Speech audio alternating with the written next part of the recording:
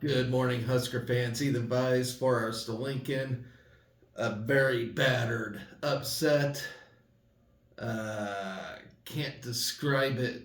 Husker Nation at the very moment. I wish I had a happier show to talk about two wins in the NCAA basketball tournament, but man, I'm gonna try and make this as joyful as possible. I mean, we Husker athletics as a whole did pretty well yesterday, but obviously overshadowed by the men's loss against Texas A&M. Just upsetting, to say the least.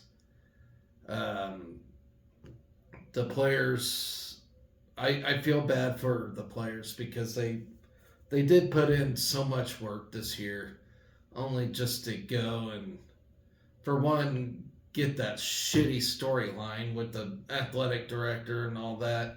They had that hanging over them, which is totally not fair for them. And the committee really should not have paired us up against that. I think that's what makes this loss even shittier. Not to mention you're zooming the camera in on Johnny Manziel and all that shit. That was frustrating as hell because for one, fuck that guy. Uh, it was just I don't know. I'm still not liking that loss. Congratulations to the ladies, though. By the way, that well deserved win. That was a freaking nail biter. I haven't stayed up that late in a long time, believe it or not. So that's why I'm doing this show late. I slept in quite a bit. Um, yeah, it's 8:47 now. I had to wake myself up a little bit, but here I am. Uh, yeah, and then not to mention wrestling yesterday. Uh, really thought Ridge Lovett was gonna go for a national championship today.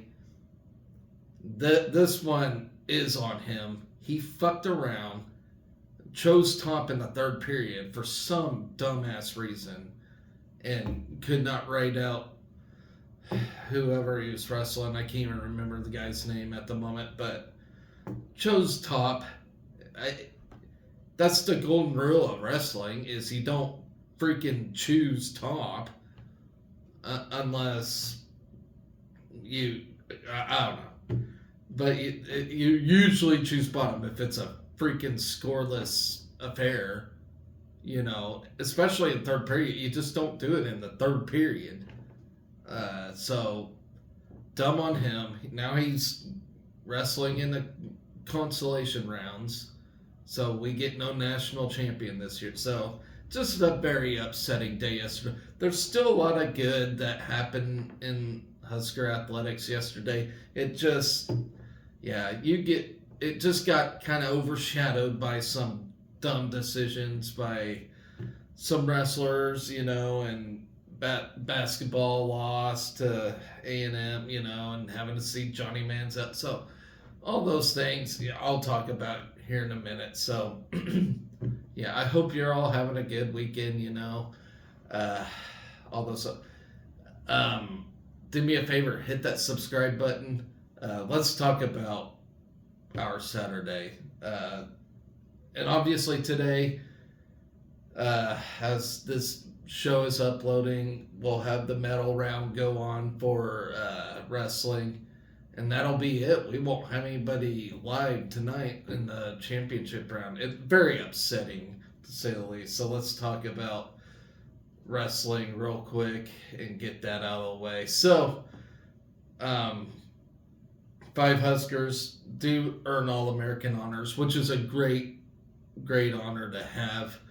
Um, and as I mentioned, medal round this morning will occur.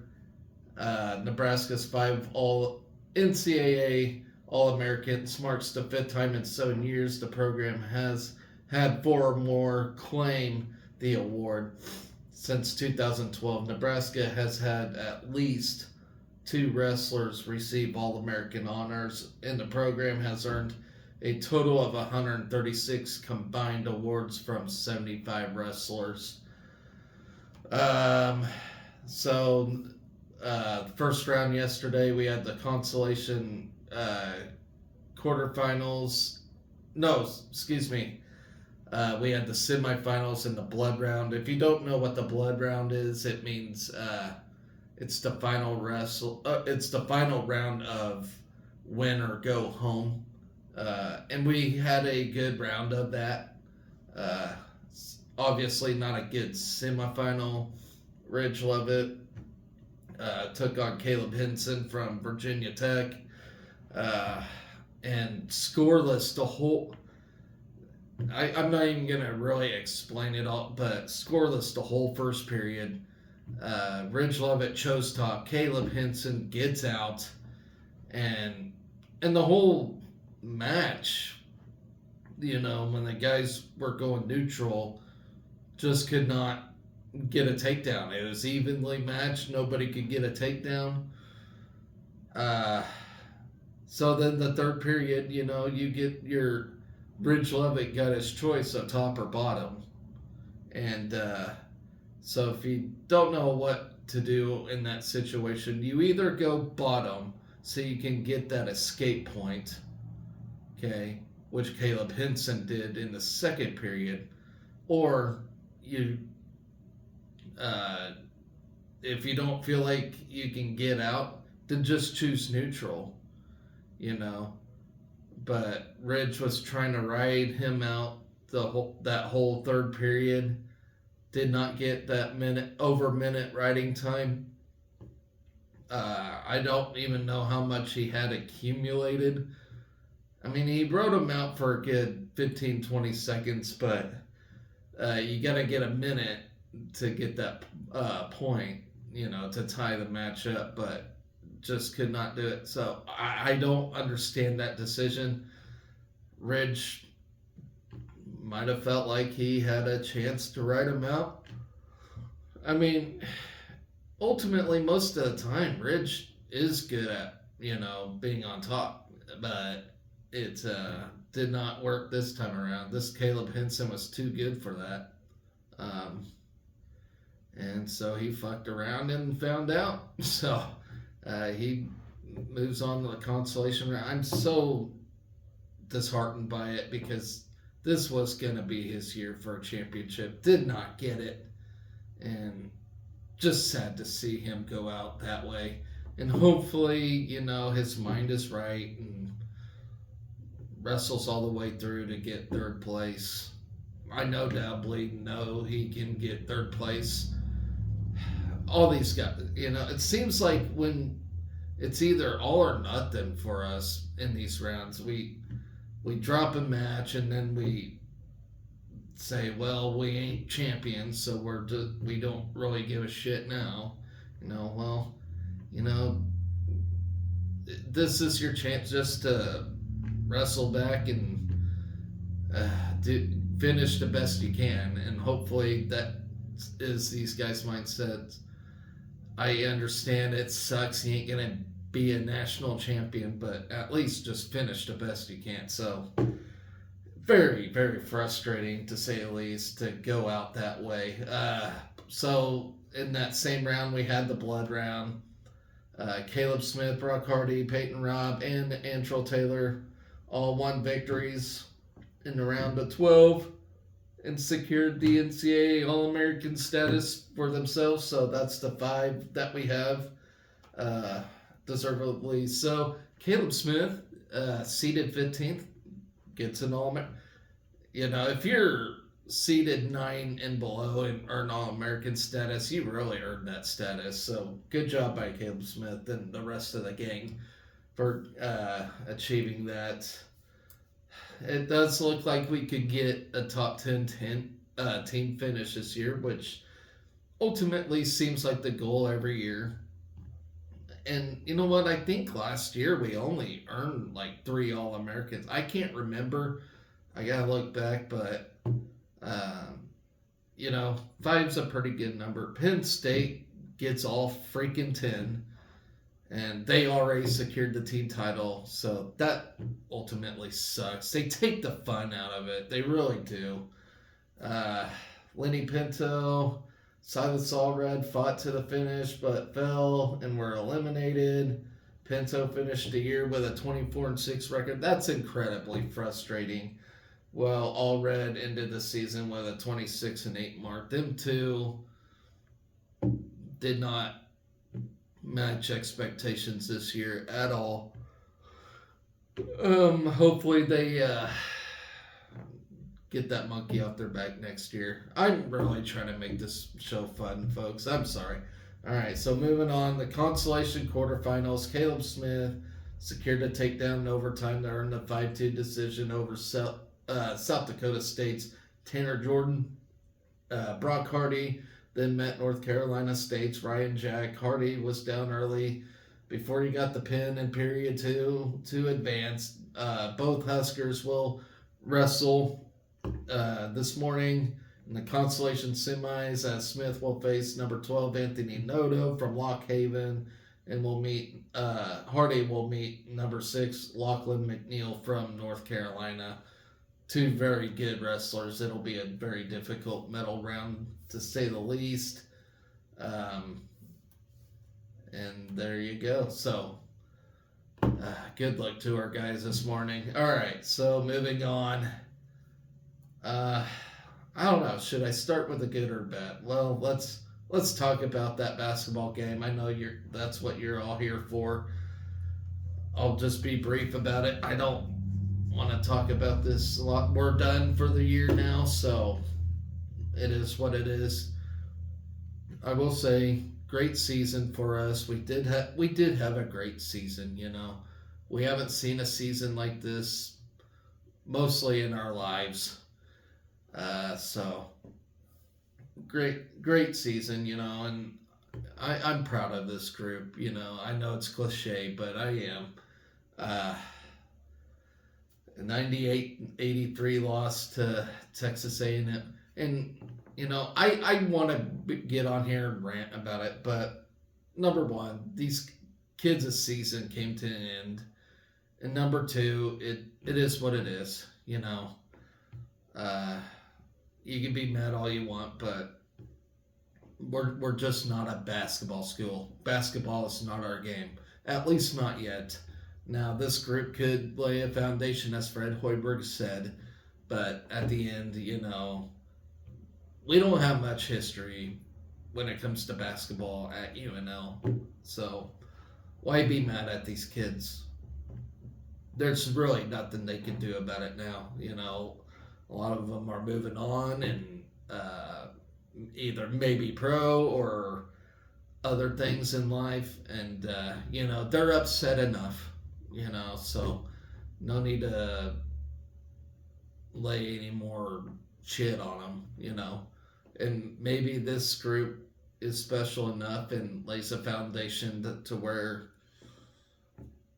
we get better recruits and win some more games in March. So it is what it is, folks. It's sombering. I don't really want to talk about the game anymore because it's just upsetting the way we lost to Texas freaking A&M. And I once again said the committee, they did a shitty job putting us up against them in the first place, because it makes that loss more hurtful. Now all I can think about is evil fucking Trev Alberts sitting in his office looking pleased. That's all I can freaking think about. And then you have Johnny Manziel on screen the whole damn time. Like, it just sucks. It made it, like, it just don't look right to me, I don't know. My brain thinks one thing, and, I'm moving on. Because fuck Texas A&M and fuck Trev Alberts.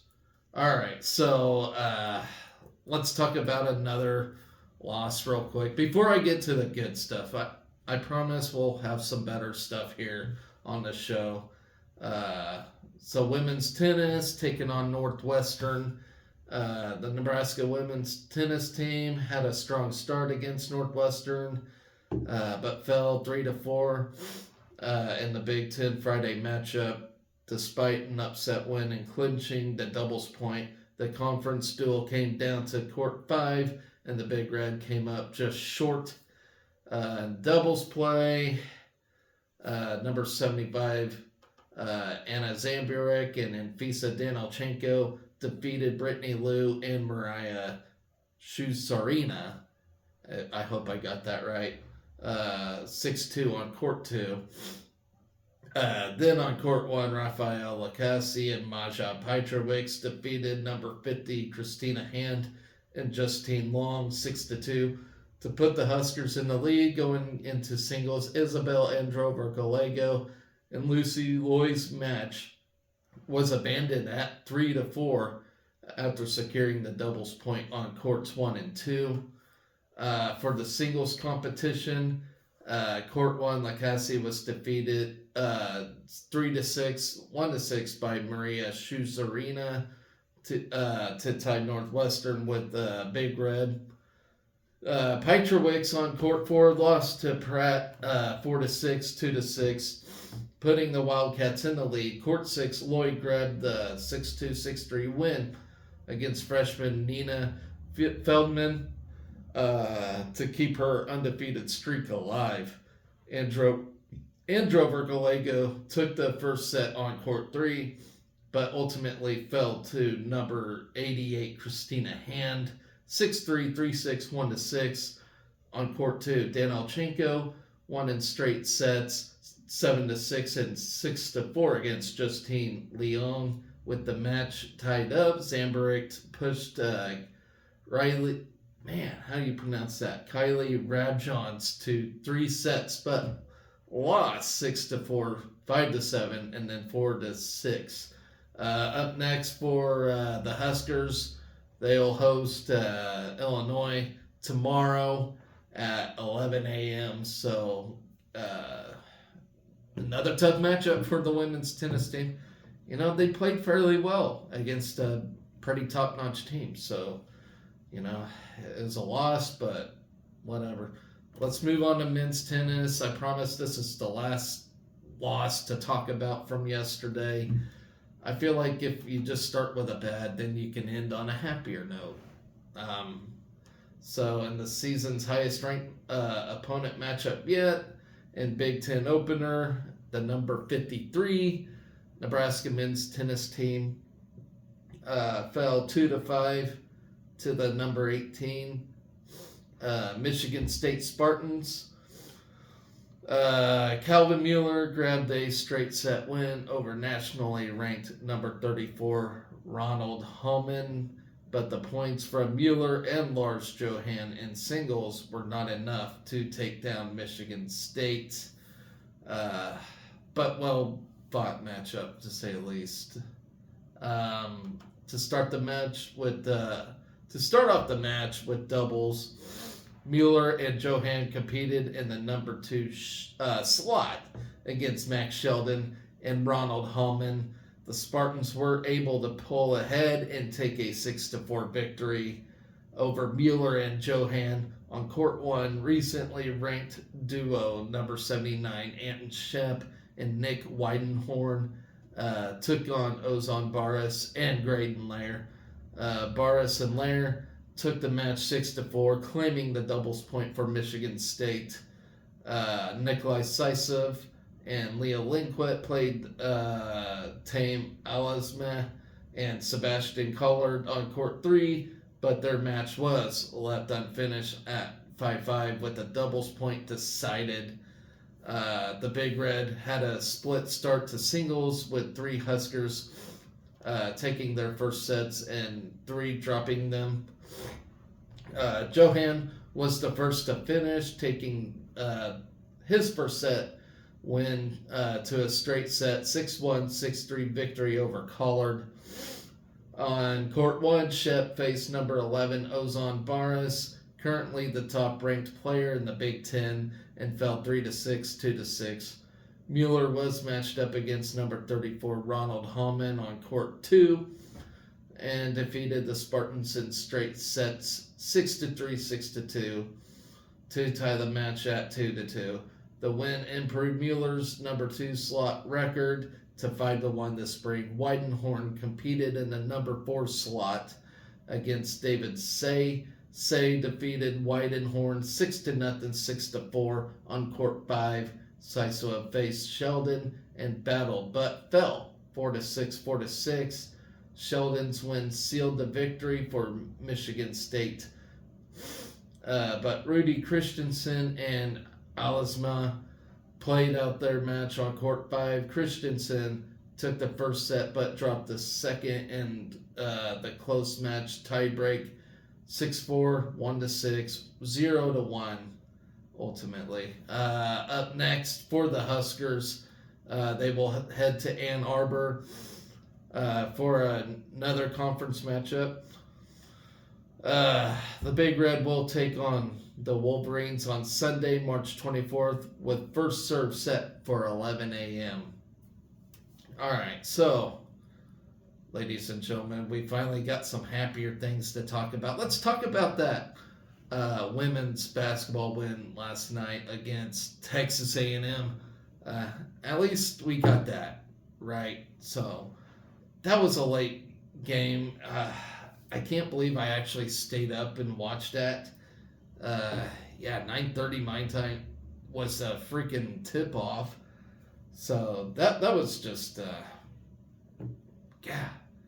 And I wonder, did any of you stay up to watch that?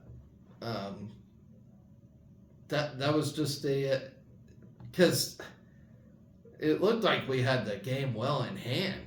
And I thought, man, maybe I'll go to bed, So I actually laid down. But then, in my mind, I was like, no, I got to watch this game. So I turn it back on. It's like 60-64. And I'm just thinking, oh, shit, here we go, And, yeah. Well, not 60-64 because the final score was 61-59. But holy shit balls, people. This thing, if we didn't win that game, how heartbreaking would today really be? We needed it. I know it's not the same as the men beating men, but we freaking needed it. Husker Nation needed something, and my God, did it have to go down to the wire?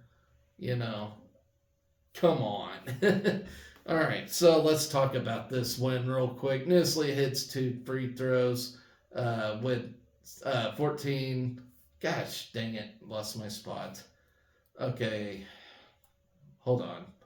Okay, with 14.7 seconds, gave Nebraska the lead back at 60-59 after the Aggies had erased a 17-point second half deficit to take their second lead of the night at 59-58. That's about at the point I had to turn it back on. Nisley, a 6-foot guard from Bismarck, North Dakota, led the Huskers with 16 points, including 4 big three-pointers to help them build an early lead.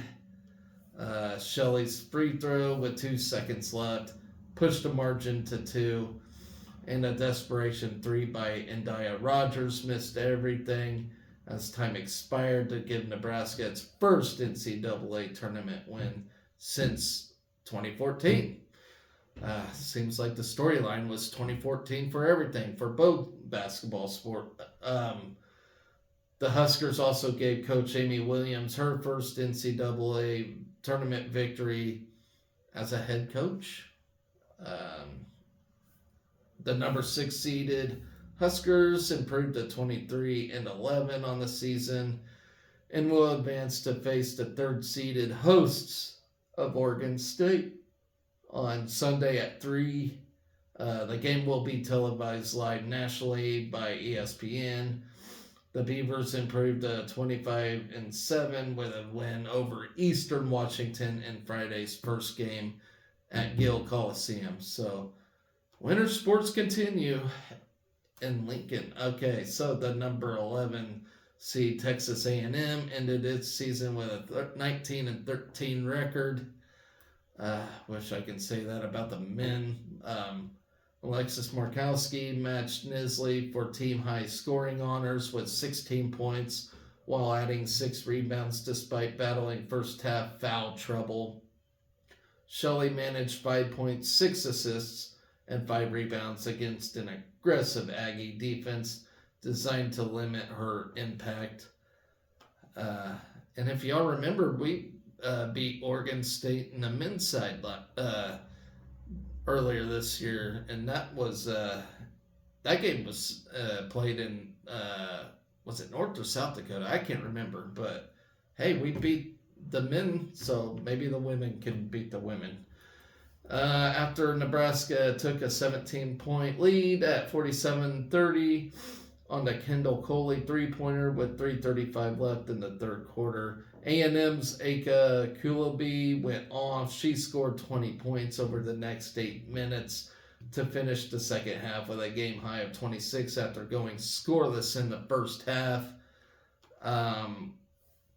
While Kulabi carried the Aggies all the way back, she did not get a shot off in the closing minutes.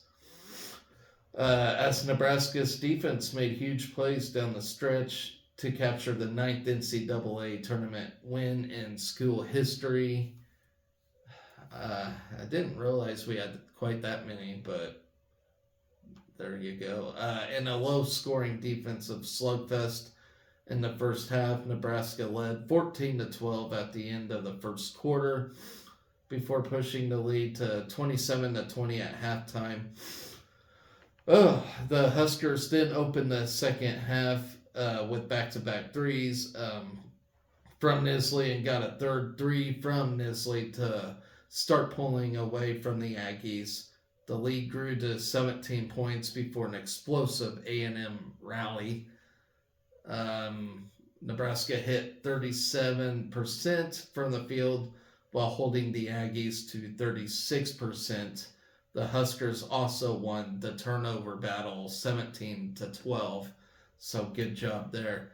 And like I said, we move on tomorrow to play Oregon State. So hopefully we get a victory there and keep the ball rolling. All right. On to our last segments, bat sports. Let's talk about softball first. They're really starting to play well. Now that I say that, I might jinx myself, but they're playing very well now. They opened Big Ten play with a win against Illinois. So let's see. They rallied in both the 7th and 8th innings last night to open Big Ten play with a 5-4 victory over the Fighting Illini. Nebraska trailed 3-1 entering the bottom of the 7th. Samantha Bland got the innings started with a single before Sydney Gray blasted a game-tying 2-run homer. Illinois came back to take a 4-3 lead in the top of the 8th, but Nebraska rallied again. Illinois pitched around Billy Andrews as Andrews drew a 4-pitch walk to begin the inning. Andrews moved up to second with 1 out on a wild pitch before Ava Bradwell's hit a game-tying double to the gap in right corner. Bland then stepped to the plate and had a walk-off single up the middle, her second walk-off hit in the last week. Bland finished 2 for 4 with a run and an RBI in her first career conference game. Gray was 1 for 2 with a walk and her 2-run homer, while Billy Andrews went 1 for 3 with a home run and 2 runs scored. Billy Andrews gave Nebraska an early 1-0 lead when she led off the bottom of the first inning with a home run. The home run was the 55th of Andrews' career, making her the all-time home run leader. So I bet none of you saw that last night. I actually caught a glimpse of the game. And the very minute I turned it on, that's when that happened. So I actually got to witness it, or else I wouldn't have known. So that was a great effort by Billy Andrews there. Nebraska continued to lead until Illinois scored 3 runs in the top of the 7th. The Illini held that lead until Gray's homer in the bottom of the 7th. I did not see that, however. I only caught a glimpse of the game because I had wrestling going on. Of course, we had basketball starting at it. It was a busy day, to say the least. Kaylin Kinney earned the win in relief for Nebraska. She tossed 3 innings and allowed only 1 run. Sarah Harness was charged with 3 runs on only 2 hits and 4 innings of relief. Caitlin Olinsky started for the Big Red and pitched a perfect first inning before leaving the game with an injury. Tori McQueen took the loss for Illinois, allowing 5 runs in complete game effort. So the softball team takes on Illinois later on today, part 2 of 3 in the series. So notice, guys, how I'm talking slower today and actually taking better breaths through my nose, or trying to. Yeah, so if I'm looking different today, that's why. So moving on to baseball now. Great win against New Mexico State.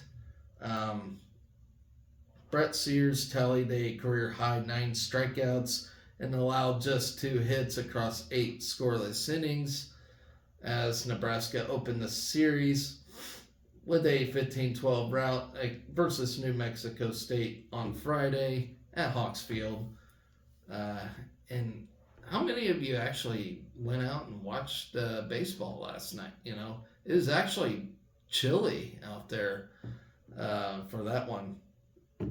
Nebraska scored 14 runs on 15 hits, while New Mexico State totaled 2 runs on 3 hits. Garrett England, he led the Big Red at the plate, going 3 for 5 with a home run and season-high 5 RBIs. Caden Broomball drove in 3 runs on a 2 for 4 day, while Josh Overbeek went 2 for 3 with a homer, 2 RBIs, and a pair of runs scored. Cole Evans and Dylan Carey tallied 2 hits with a double apiece, while Riley Silva, Josh Karen, and Tyler Stone and Rhett Stokes recorded 1 hit. Sears improved to 4-0 of the season after dealing 8 shutout frames. The senior issued 0 walks to go with the 9 punch-outs and retired 15 consecutive Aggies until surrendering a leadoff single in the 8th inning. And I'm about tired of that word, Aggies. I know this ain't the same Aggies, but you get my drift. Grant Clevenger gave up 2 runs on 3 walks and recorded an out, while Tucker Timmerman got the final 2 outs to preserve the 14-2 win for the Huskers. The 2 teams exchanged scoreless innings in the first and second before the Husker offense erupted for 5 runs on 5 hits to grab a 5-0 lead. Overbeek led off with the third with a 411-foot solo blast into right center to break the scoreless tie. So good on him. A single from Stokes and a double by Carey had runners on first and second with no outs, while Brumbaugh cleared the bases with a 2 RBI single to left field. Nebraska tacked on 2 more when England delivered a first pitch 2 RBI single to left, growing the lead to 5. Brumbaugh hit an RBI single for the second consecutive inning to build the Husker lead to 6 in the 4th. Silva followed Brumbaugh with an RBI bunt single to plate carry and make it a 7-0 through 4 innings. Evans lined a 1-out double and stole third, setting up Karen's RBI ground out in the 7th to extend the lead to 8. Anglem drew a walk and Stone singled through the left side to put runners on first and third before Overbeek smacked at first pitch. RBI singled through the left side to score Anglem. Then a leadoff single on the top of the 8th snapped Sears' streak to 15 consecutive Aggies. He retired after allowing a single in the 3rd inning. Sears struck out the next 3 Aggies to keep New Mexico State off the board, already controlling the game with the 9-run lead. The Husker offense added 5 runs and 3 hits to snag a 14-run lead in the 8th. Back-to-back RBI singles from Evans and Karen had the Huskers out front by 11 before Anglem lifted a 3-run homer into the Aggie bullpen to make it 14-0. Then 3 walks and a hit batter plated the Aggies' first run of the day, while an RBI single gave New Mexico State its 2nd run of the game and made it a 12-run game. So, got 1 out of the 3 games won so far. Hopefully we get the sweep. The baseball team's looking really good, and if there's something we have hope for, it is this baseball team. So maybe they can make a run. The softball team looks like they're starting to turn around.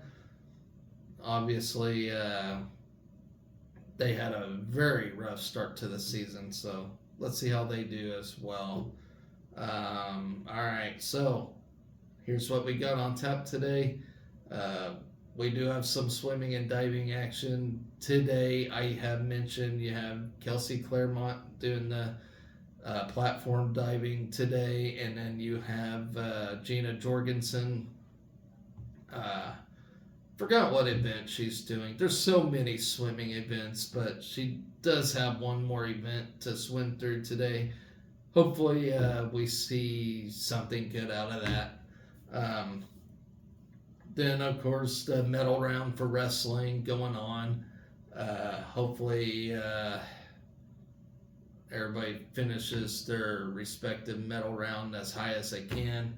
Unfortunately, no national champ this year, which is just god awful. We needed it so bad. So bad. Women's gymnastics, however, Big Ten championships. So we'll see what we get out of there. We're looking mediocre this year, to say the least, but who knows? Maybe we'll do something good out of this thing. Softball game 2 against Illinois, and baseball's game 2 against New Mexico State. So that is what's on tap today. Unfortunately, we don't have a men's basketball. Well, they played yesterday, so they would have played today had they won. But yeah, so there you all have it. Hope you all have a great weekend. Hopefully everybody's in a better mood after today. I get it. I woke up still pissed off. I shouldn't have, though. I shouldn't let it affect my life, and it shouldn't affect yours either. You know, all in all, at the end of the day, it is just a game. I know it stings and it sucks, but imagine how the players actually feel about dropping that one. So let's have a better day today, Husker Nation. Always remember to be excellent to each other. Go Big Red.